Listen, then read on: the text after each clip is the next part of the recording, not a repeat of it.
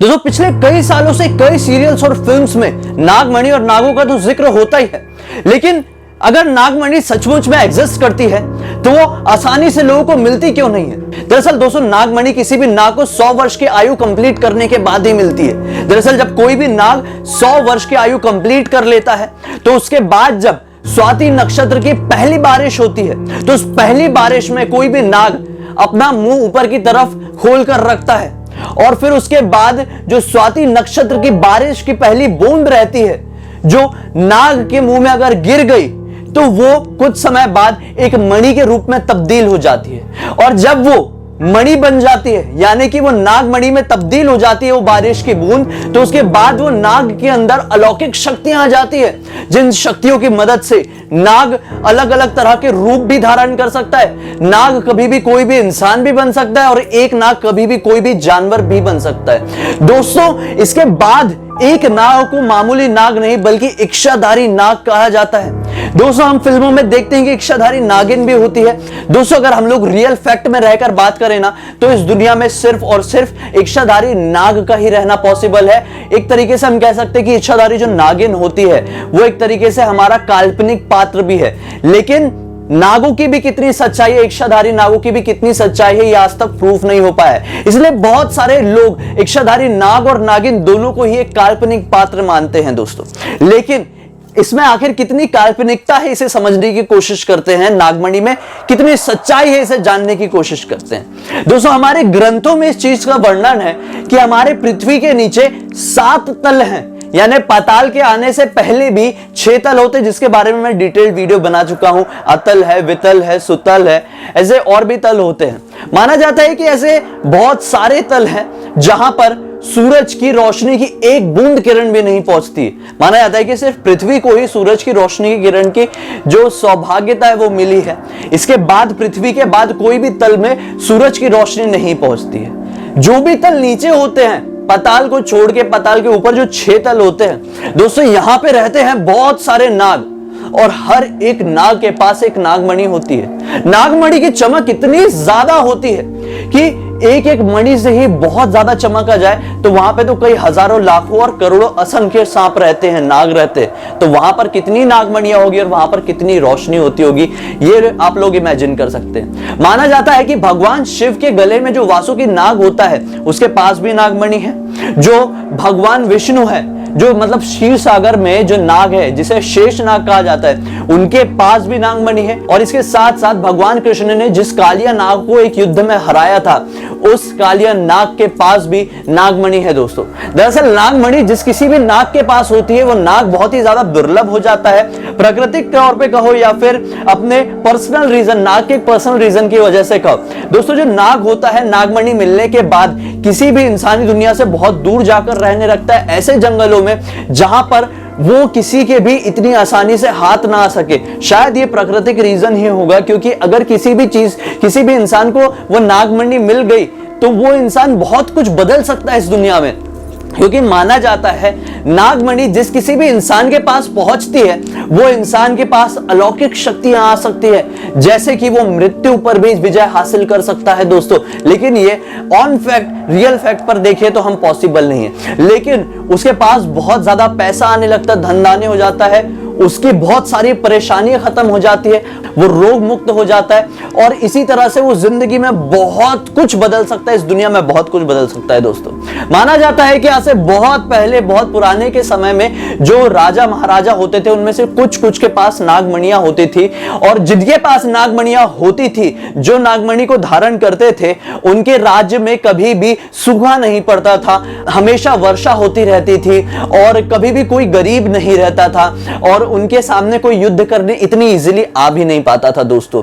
दरअसल नागमणि की तलाश में आए दिन कितने सारे लोग अपने घर से निकलते हैं लेकिन लौटकर कभी कोई नहीं आ पाते दोस्तों। मेरे पर्सनल पहचान में से मैं बताऊं तो पर्सनली मैं एक बंदे को जानता हूं। जब मैं नया नया मुंबई में आया था और जहां मैं रहता था वो एक हॉस्टल की तरह जगह थी, वहां पे करीबन 9-10 लड़के रहते थे। उनमें से एक बंदा लिटरली नागमणि की तलाश में सब कुछ छोड़ छाड़ के निकल गया था। विश्वास नहीं मानोगे, मुझे भी विश्वास नहीं हुआ था। मुझे उस घर में शिफ्ट हुए मुश्किल से 10 दिन हुए थे, और जब मैं अगले दिन उठा तो देखा कि वो बंदा अपने कमरे में है ही नहीं।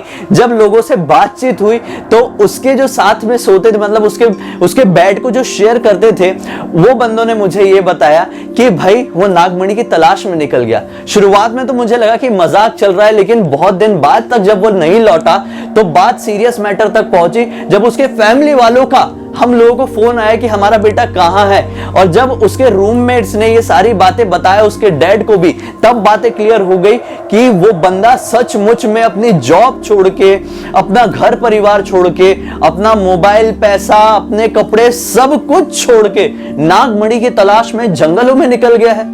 दोस्तों, माना जाता है कि नागमणि की सच्चाई एक बताता हूं। मध्य प्रदेश के एक सिवनी नाम की जगह है, एक शहर ही है, छोटा सा शहर है।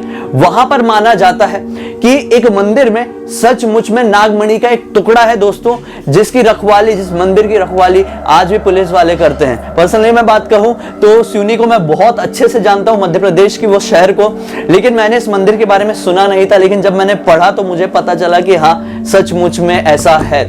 इसके बाद में एक और बात बताता हूं कि एक किस्सा है। इंडिया फोरम में कुछ समय पहले, यानी सन 2014 के आसपास, रजनीश नाम का एक बंदा था जिसने आर्टिकल लिखा था, और उसमें यह लिखा था कि मैं हिमाचल में किसी चीज की खोज में गया हुआ था। मैं एक तरह का आर्कियोलॉजिस्ट या फिर हिस्टोरियन हूं, और मैं किसी चीज की तलाश में वहां पर पहुंचा था, तो मुझे वहां के जंगलों में एक सांप ने काट लिया था। जब मैं हेल्प मांगने के लिए किसी के आसपास पहुंचा तो बहुत ही नजदीक एक गांव था। मुझे जल्द से जल्द उस गांव के एक तांत्रिक के पास ले जाया गया, और उस तांत्रिक के पास एक ऐसी मणि मौजूद थी जो उसने मेरे उस काटे हुए सांप की जगह पर रखा, और जैसे ही उसने उस मणि को वहां पर टच किया तो सिर्फ 10 मिनट के अंदर मेरी बॉडी का पूरा जहर उस मणि में दिखने लगा था। मानो कि मेरा दर्द 10 मिनट बाद पूरी तरह से खत्म हो गया था। उस तांत्रिक ने हंसते हुए बताया कि ये नागमणि है। मुझे उस समय कुछ समझ में नहीं आया था, लेकिन जब मैं वापस लौटकर इसके बारे में रिसर्च किया तो मुझे समझ में आया कि हाँ, वो सचमुच में ही नागमणि रही होगी। माना जाता है कि नागमणि को अगर थोड़ी सी भी गर्मी दी जाए तो वो बहुत ज्यादा रोशनी पैदा कर सकती है। लेकिन नागमणि को रखने के कुछ स्पेशल नियम होते हैं, कुछ पर्टिकुलर नियम होते हैं। अगर वो नियम का पालन नहीं किया जाए तो नागमणि की शक्तियां कुछ भी नहीं है, वो फिर नॉर्मल एक पत्थर ही होगा दोस्तों। दरअसल माना जाता है कि नागमणि को समय समय पर दूध से स्नान करवाना पड़ता है। नागमणि को कभी भी आप लेदर के पाउच में नहीं रख सकते, लेदर के कपड़े में बांध के नहीं रख सकते। लेदर का कपड़ा तो नहीं होता, लेकिन लेदर की चीज में आप बांध के नहीं रख सकते। नागमणि को आप कभी भी अपने शरीर के बाएं हिस्से में के जेब में या फिर बाएं हिस्से में बांध के, फिर बाएं हिस्से में अंगूठी बनाकर नहीं पहन सकते। नागमणि को सिर्फ अपने दाहिने तरफ ही धारण करना चाहिए। माना जाता है कि नागमणि को कभी भी किसी भी कठोर या फिर खुरदुरे कपड़े में बांध कर नहीं रखना चाहिए। हमेशा जो साफ और मखमल का एकदम मुलायम सा कपड़ा होता है उसी के अंदर बांध के रखते हैं। नागमणि मिलने के बाद एक नॉर्मल पत्थर ही होता है। कुछ तंत्र विद्याओं की मदद से, कुछ स्पेशल शक्ति और मंत्रों के उच्चारण की मदद से ही नागमणि का जो शक्ति होती है उसे पुनर्जीवित किया जाता है, और फिर उसको धारण करने के बाद किसी भी इंसान की जिंदगी में बहुत सारे बदलाव आ सकते हैं। दोस्तों, नागमणि की सच्चाई को विज्ञान तो टोटली इग्नोर करता है। वो बोलता है ऐसी चीज कोई पॉसिबल ही नहीं है। लेकिन अगर हम लोग हमारे ग्रंथों के हिसाब से जाएं तो नागमणि सचमुच में पॉसिबल है। और नागमणि हर एक उस नाग को नहीं मिलती है जिसकी उम्र 100 साल के ऊपर हो जाती है, बल्कि उस किस्मत वाले नाग को मिलती है जिसकी उम्र 100 वर्ष होने के बाद उसके मुंह में स्वाति नक्षत्र की बारिश की पहली बूंद जाती है, उसे ही नागमणि का सौभाग्य प्राप्त हो सकता है दोस्तों। लेकिन जब कभी भी किसी भी नाग को नागमणि मिल जाए तो वो नाग किसी भी इंसान को इतनी आसानी से नहीं मिल सकता। इतना ही नहीं, अब सबसे ज्यादा हैरान करने वाली बात बताता हूं। उत्तराखंड के चमोली जिले में एक लाटू नाम का मंदिर है दोस्तों। माना जाता है कि यहां पर स्वयं नाग देवता असली नागमणि धारण करके मंदिर में रहते हैं। इस मंदिर में मंदिर के पुजारियों के अलावा किसी का भी जाना पॉसिबल है ही नहीं, किसी को भी जाने के लिए अलाउ किया ही नहीं जाता है। माना जाता है कि मंदिर के पुजारी भी इस मंदिर के अंदर अपनी आंख, नाक और मुंह पूरी तरह से कपड़े से बांध कर ही प्रवेश करते हैं, अपने कदम गिन गिन कर, और मंदिर की साफ सफाई करते हैं, नाग देवता को प्रसाद चढ़ाते हैं और फिर लौट कर आ जाते हैं। माना जाता है कि नागमणि की रोशनी इतनी ज्यादा तेज होती है कि अगर किसी ने भी अपनी खुली आंखों से नागमणि को देख लिया तो वो तुरंत ही अंधा हो सकता है। अगर कोई भी अपनी नाक या मुंह खुला रख के वहां पर चले गया तो नाग देवता के विषैले स्वभाव की वजह से ही वो अगर नाग देवता के सामने एक बार भी सांस लेगा तो उसकी तुरंत मृत्यु हो जाएगी।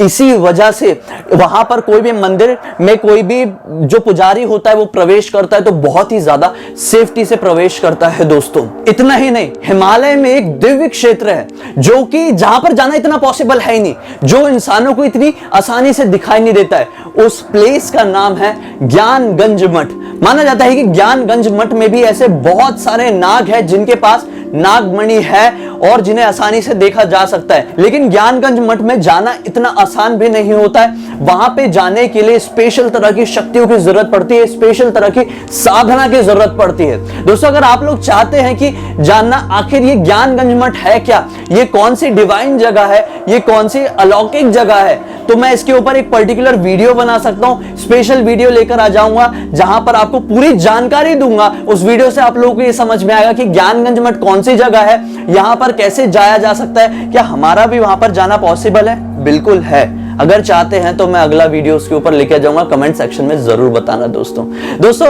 अगर हम आज की दुनिया में देखे समझने की कोशिश करें तो नागमणि की सच्चाई को हम इग्नोर नहीं कर सकते, क्योंकि आज की दुनिया में भी बहुत सारे ऐसे इतिहासकार आए हैं, बहुत सारे ऐसे आर्कियोलॉजिस्ट आए हैं जो ये दावे से बोलते हैं, ये सीना ठोक के बोलते हैं कि उन्होंने अपनी आंखों से साक्षात नागमणि को देखा है और उसके ऊपर खोज की है, नागमणि के टुकड़ों के ऊपर रिसर्च की है। तो रिसर्च करने के बाद उन्हें उसके अंदर एक ऐसा पदार्थ मिला है जो पदार्थ किसी भी और वस्तु में नहीं होता है, और उसी पदार्थ की वजह से वो नागमणि में बहुत ज्यादा शक्ति होती है और इतनी ज्यादा रोशनी होती है। उन इतिहासकार लोगों का, उन आर्कियोलॉजिस्ट का, वो वैज्ञानिक लोगों का ये दावा था कि नागमणि को समझने में, उसके ऊपर खोज करने में हमें बहुत ज्यादा समय लग गया, क्योंकि उसकी रोशनी को हम लोग बर्दाश्त नहीं कर पा रहे थे। लेकिन फिर भी किसी तरह से हमने कुछ स्पेशल उपकरणों की मदद से उसके ऊपर खोज किए और उसे आखिर समझे हैं दोस्तों। तो हमारा जो पुराण है, हमारे जो वेद ग्रंथ है, वो तो ये साबित करते हैं कि हाँ, इस दुनिया में नागमणि होना पॉसिबल है, और साथ ही साथ आजकल के कुछ वैज्ञानिक लोग भी ये मान रहे हैं। लेकिन आज भी साफ तौर पर विज्ञान इस चीज पर दावा देने से कतराता है, क्योंकि विज्ञान सिर्फ अपनी ही सच्चाई को दुनिया के सामने दिखाना चाहता है दोस्तों। विज्ञान के मान के चले तो उसके हिसाब से ईश्वर जैसी कोई शक्ति तो होती ही नहीं है। दोस्तों, आपको क्या लगता है? अपनी राय कमेंट सेक्शन में जरूर बताइए। और हाँ, अगर मुझे पहली बार देख रहे हैं तो इस चैनल को सब्सक्राइब करके बेल आइकन को दबा के ऑल के ऑप्शन में क्लिक करना, क्योंकि इसी तरह के हैरान करने वाले अनोखे वीडियो मैं रेगुलरली आप लोगों के पास लेकर आते रहता हूं, जिसे देखकर आप लोगों का मनोरंजन तो होता ही होता है, साथ ही साथ आप लोगों की जानकारी भी बढ़ती है। मुझे पहले से जानते हैं तो इस वीडियो को लाइक कर देना, इंस्टाग्राम के लिंक इस वीडियो के डिस्क्रिप्शन बॉक्स में क्लिक करके डायरेक्टली वहां पर आ जाना। वहां पर भी मैं बहुत ही अनोखे वीडियोस बना रहा हूं रेगुलरली, जिसे देखकर बहुत ज्यादा मजा आ जाएगा। बहुत ज्यादा अपने सुझाव इसके कमेंट में लिखना मत भूलिए। हम अगले एक और बहुत ही हैरान कर देने वाले अनोखे वीडियो में आप लोगों के सामने फिर से जाहिर हो जाएंगे। तब तक के लिए बहुत बहुत धन्यवाद। आपका दिन शुभ हो।